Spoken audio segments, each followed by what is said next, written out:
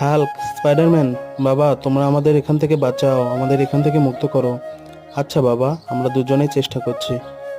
হেই Hulk, তুমি কি আমার সাথে খেলবে?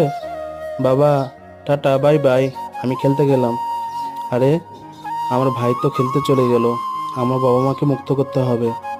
আমার বাবা মা ছাড়া কেউ নেই। বাবা, তোমরা টেনশন করো না, আমি তোমাদের মুক্ত করব।